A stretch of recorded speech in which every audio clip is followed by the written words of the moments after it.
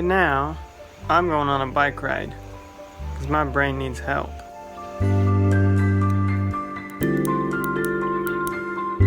Last night as we were having worship, we read 1 Timothy 4, I think it's verse 16. It says, take heed to yourself and to the doctrine. We're going to be talking about that today too. Oh, and if you're new here, welcome to MissionViewfinder. Basically, we're missionaries in Thailand. We travel around doing videos in different mission projects in Southeast Asia, and we're inviting you to come and join us. It's not always easy, like today. Been having a hard time today a little bit. Hashtag real talk. And yeah, we learn, we grow, we struggle, we have victory, and that's kind of what this channel is about. So if you want to join us, hit subscribe. We'd love to have you.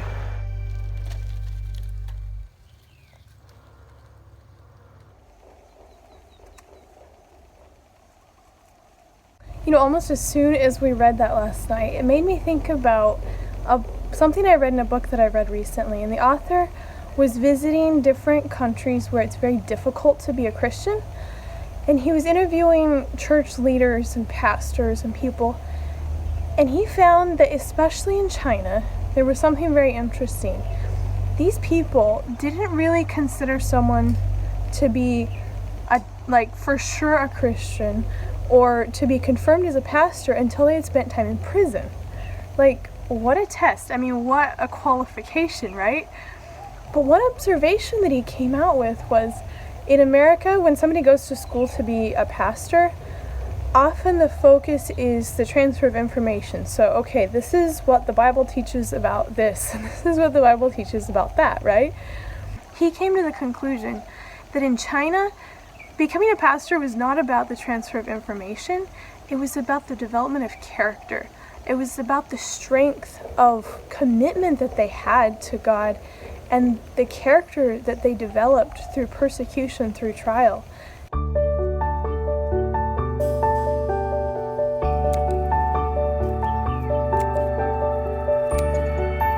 What if somebody was learning to drive a car and they had read a book about how to drive a car, and so they're like, okay, I know it. Like, they took the test, they have all memorized, they know the facts about driving a car, but they have no experience driving a car.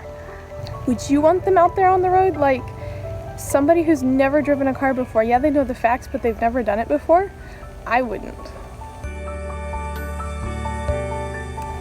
And yet, how often in doing God's work do we feel like, okay, I've read the Bible, I know what I'm doing, I'm just going to go do it. And we go without a dependence on God, we go without a realization of how much we have to learn, and without perhaps even other people to guide us and teach us.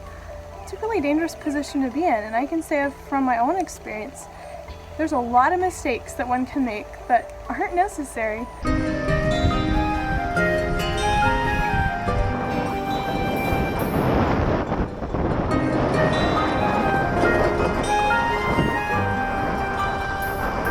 So I came to, it's like a big reservoir, dam type thing. I'm almost there. Got a hill. I've got a hill.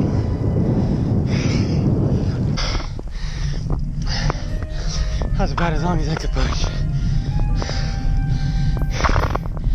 I've been riding this on the flat, not so many hills.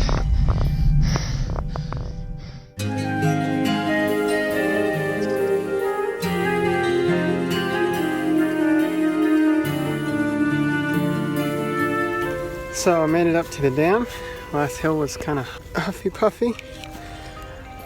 And there's a gorgeous view. So as I said at the beginning, last night we read that verse where Paul was talking to Timothy, saying, take heed to yourself and to the doctrine.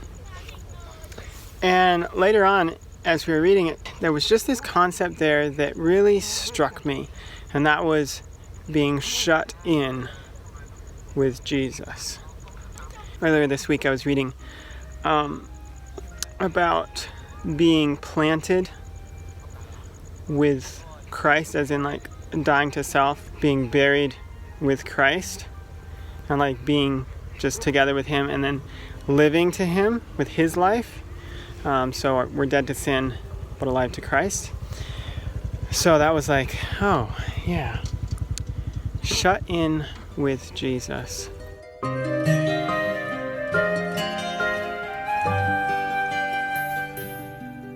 You know, in 1 Corinthians 3:18, I think it might be 2 Corinthians. Anyway, it says, like, by beholding you're changed. So, like, what you look at is what you become.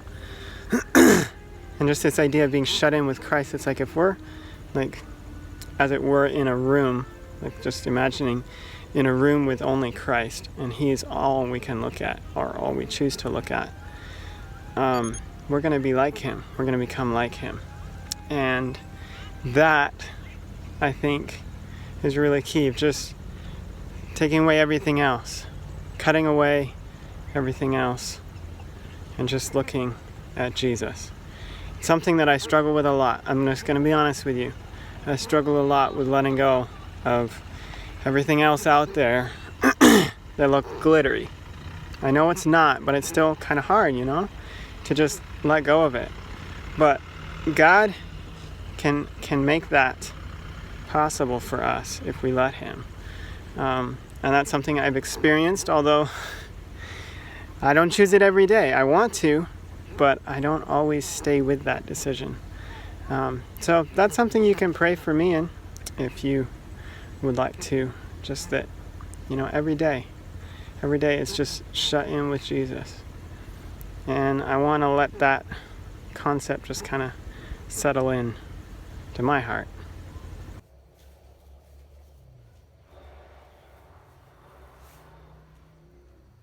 You know, I think that's one reason why God has been bringing me out to this hammock so much recently. Like, he's really been convicting me that I need to spend time with him in the middle of the day. And as much as I am a to-do list person and I have so many things I want to get done, it's really hard to do that. But connected with this idea that we've just been talking about, it's like, that's exactly why. It's because in God's mind, it's not about just what I know. It's about the experience that I have. And if I don't have an experience with him, how can I lead others to have an experience with him? How can I teach them to do what I don't even know how to do?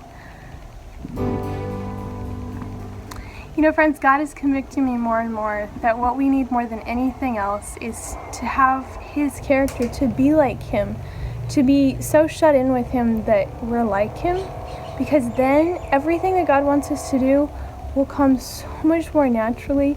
We'll be in tune with his voice, and he'll be able to teach us how to do other things.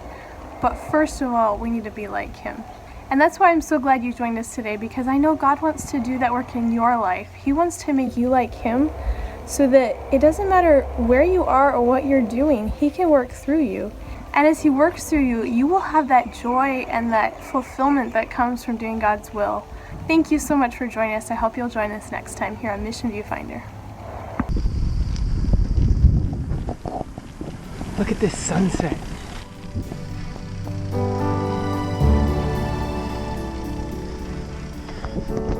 I wasn't gonna shoot that, but it was so pretty. I have to show you guys. I have to share it with you.